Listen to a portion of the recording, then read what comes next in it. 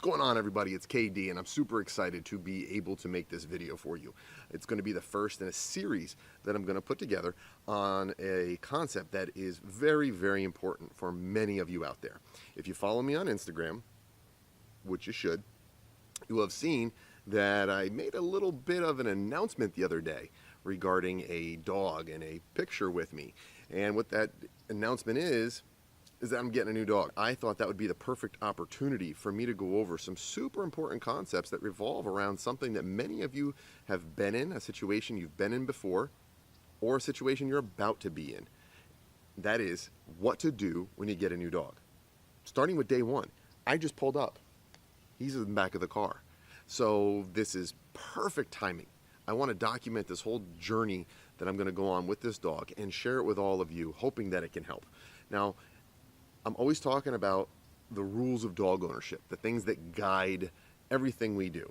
And it's 3 words in a very particular order: management, then relationship, then training.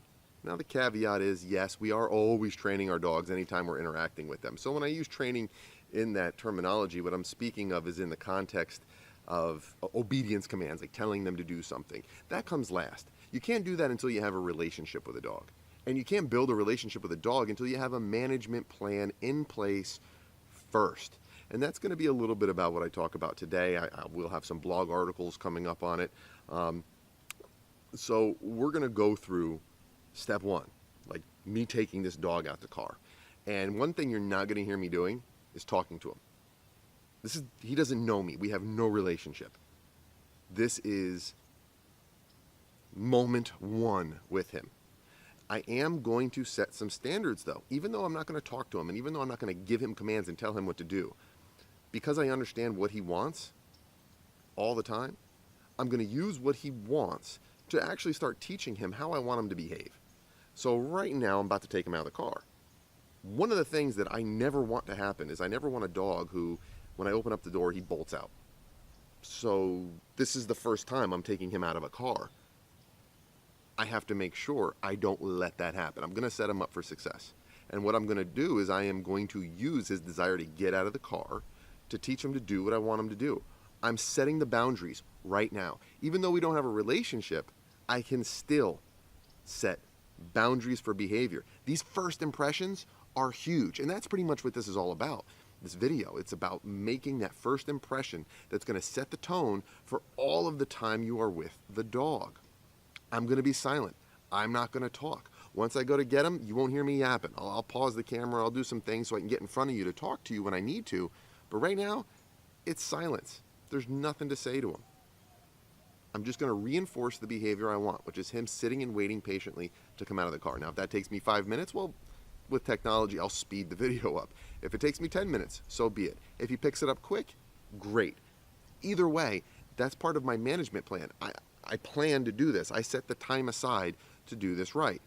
And what I'll do is for this video, I'll kind of follow you through how I'm going to spend the rest of the day. It's not going to be a lot of stuff. And that's a big mistake that a lot of people make, is they do way too much, way too soon. So let me stop yapping here. And I got to get him out of the car.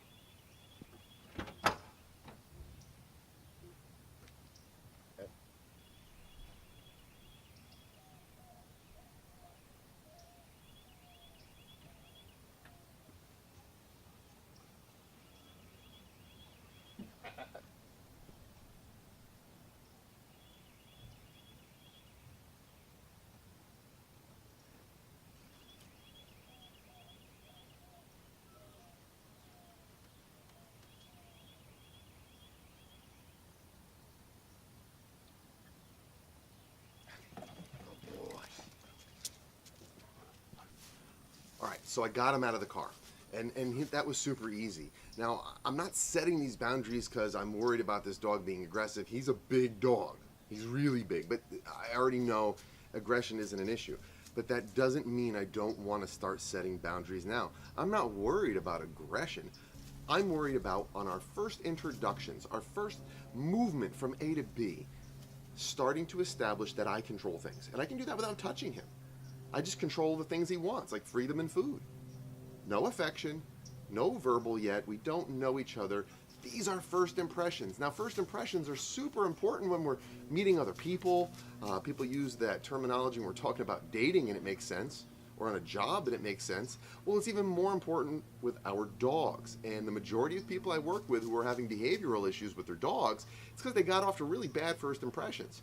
They got off to a first impression where they gave tons of affection, didn't require anything from the dog, and then they wonder why the dog doesn't respect them and runs all over them. Again, we're not just talking about aggression, we're just talking about a dog viewing you as the person in control. And I can do that without touching him, without yelling at him. I'm not going to have him in the house today. Right now, where I am is I'm right outside my side gate to my house, right? And we went from the car, and we're going to go in the backyard. That's it. And we're going to spend a lot of time in the backyard, just hanging out. But just like I want to set the tone for how we get in and out of the car, I also want to set the tone for how we're going to go through doorways. And I can do all this without talking to him. So why don't we go ahead and let's watch how I'm going to do that.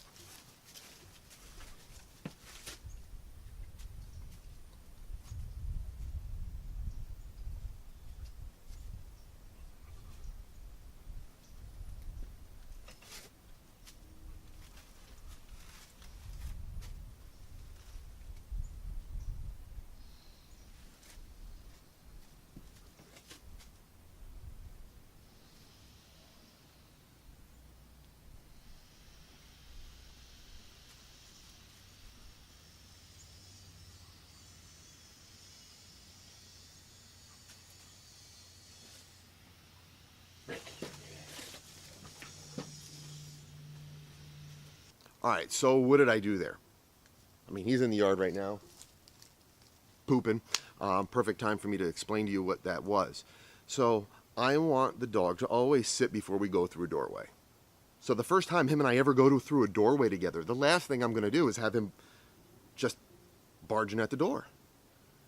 So you saw how he approached the door. He was standing, waiting for me to open it. That's not good enough. I don't want him standing in front of doorways. I want him to sit and wait patiently. Now, because it's the beginning of our relationship, I'm not going to be super picky. So what did I do? I hung out. I didn't say a word. I waited until what?